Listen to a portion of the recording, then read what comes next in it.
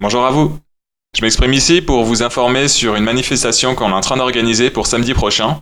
Donc ce sera en regard de l'acte 30 des Gilets jaunes, et on attend d'ailleurs pas mal de Gilets jaunes à cet événement. L'idée est d'aller manifester face aux médias. Les médias sont là normalement pour nous informer, on l'appelle aussi le quatrième pouvoir. Ils nous informent en effet, mais aussi ils nous désinforment. Et on va manifester donc devant ces médias pour montrer qu'on n'est pas forcément d'accord par rapport au traitement médiatique qu'ils peuvent diffuser. L'idée de cette journée est d'aller manifester devant plusieurs médias, des grands médias dits mainstream, qui sont aussi bien publics que privés. Alors pourquoi les deux types de médias ? Les médias privés, on se rend compte qu'ils sont détenus par les plus grandes fortunes françaises, donc forcément il y a conflit d'intérêts et il en découle forcément une information qui est biaisée. Alors pourquoi pas, mais le problème c'est que le public n'est pas forcément au courant. Un public bien informé doit s'informer auprès de plusieurs sources. Encore faut-il qu'il sache quels sont les intérêts qui sont derrière, et ça c'est quelque chose d'important qu'on veut mettre en lumière.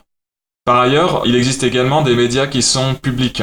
Une partie de nos impôts va financer ces médias publics. Et on se rend compte que l'information est tout aussi biaisée.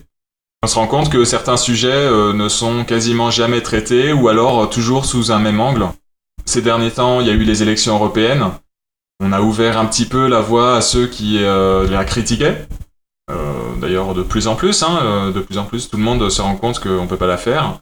Mais on se rend compte qu'il y a toujours quand même une vision dominante, et on aimerait qu'il y ait un peu plus de pluralisme dans ces médias-là en général. Alors si on se met du côté des Gilets jaunes, on se rend compte aussi que le traitement médiatique est là aussi pour faire uniquement du sensationnel. Alors évidemment, les Gilets jaunes, c'est un mouvement très large, et on se rend compte que la médiatisation va beaucoup se faire sur les manifestations qui se font à Paris et vont se concentrer principalement sur la violence. Ce mouvement des Gilets jaunes est extrêmement puissant sur plusieurs points. Le fait, qu'il soit déjà partout en France, et surtout qu'il ne s'agit pas simplement de manifester pour avoir un peu plus d'argent à la fin du mois, même si c'était peut-être les premières revendications et certains sont encore malheureusement obligés de le demander parce qu'on est quand même dans un pays qui s'effondre. Mais à côté de ça, on se rend compte que le mouvement des Gilets jaunes, lorsqu'on creuse un petit peu sur Internet, va beaucoup plus loin, réfléchit vraiment à une façon de changer un paradigme de société, réfléchit notamment à changer la Constitution, notamment avec toutes les idées que Étienne Chouard a pu lancer. Et il y a vraiment un travail intellectuel et d'ouverture qui n'est pas du tout retransmis dans ces grands médias. Et on aimerait qu'au lieu que les journalistes posent toujours la même question, pourquoi on en vient à de la violence, pourquoi vous êtes énervé, plutôt qu'ils nous demandent quels sont vos points de convergence, quelles sont vos réflexions, et aller plutôt sur un travail de construction plutôt que de destruction. Il y a tout juste plus d'un an, avec un collectif, nous avions lancé un mouvement qui s'appelait Prenons l'antenne, qui consistait justement à manifester devant les médias avec 3 revendications très claires que vous pouvez retrouver sur un site internet que j'ai mis en archive de l'époque. La première proposition était la mise en place d'un référendum d'initiative populaire. La deuxième revendication était l'obtention d'un temps d'antenne sur une radio de grande diffusion. La troisième revendication était un contrôle sur ce quatrième pouvoir. Quoi qu'il en soit, revenons-en à cette manifestation du 8 juin 2019. Nous allons dans l'après-midi visiter plusieurs médias, qu'ils soient privés ou publics. Donc nous commencerons à 13h devant Radio France. Donc c'est ici qu'il faut se retrouver. Donc Radio France est accessible notamment via le RERC, avenue du Président Kennedy, et se trouve exactement au 116 avenue du Président Kennedy, dans le 16e arrondissement de Paris. Donc on va en profiter pour faire un petit peu de bruit, pour leur faire comprendre nos revendications.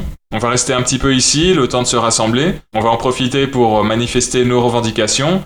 Nous allons par la suite dans la journée faire d'autres médias, notamment TF1 qui est quand même un média emblématique, France 24, France Télévisions, le fameux BFM que vous connaissez tous, et nous terminerons avec ce qui n'est pas une chaîne directement, mais le CSA, qui a quand même une influence très importante justement dans ce contrôle de l'information et des médias.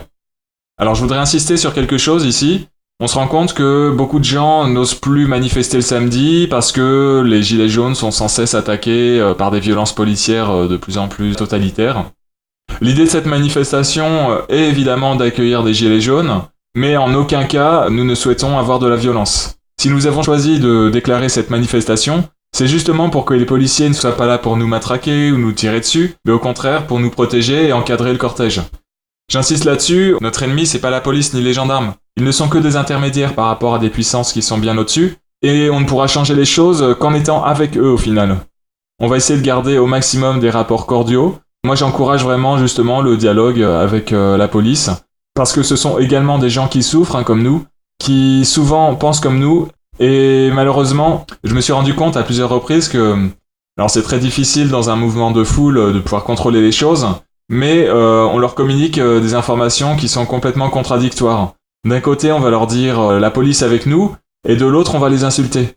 On a encore la chance d'avoir une police publique qui n'est pas une instance privée, ce ne sont pas des mercenaires qui viendraient d'un autre pays, avec lesquels nous n'aurions aucune possibilité de dialoguer. Ce sont des Français qui souffrent avec nous, et il faut vraiment que ça se passe bien, parce que finalement on a les mêmes intérêts.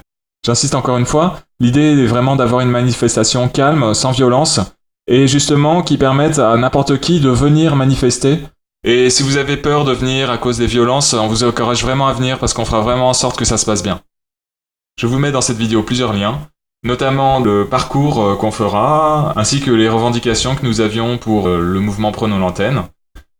Et du coup, j'espère vous retrouver le samedi très nombreux devant les médias pour montrer que le peuple a vraiment son mot à dire et que vous serez là pour le crier haut et fort. Voilà, je termine en disant que logiquement nous serons quand même assez nombreux, du fait que le mouvement est relié par plusieurs instances des Gilets jaunes que nous avons rencontrés, et a priori nous devrions faire vraiment beaucoup de bruit. N'hésitez pas à partager l'information, et je vous dis à bientôt. Salut!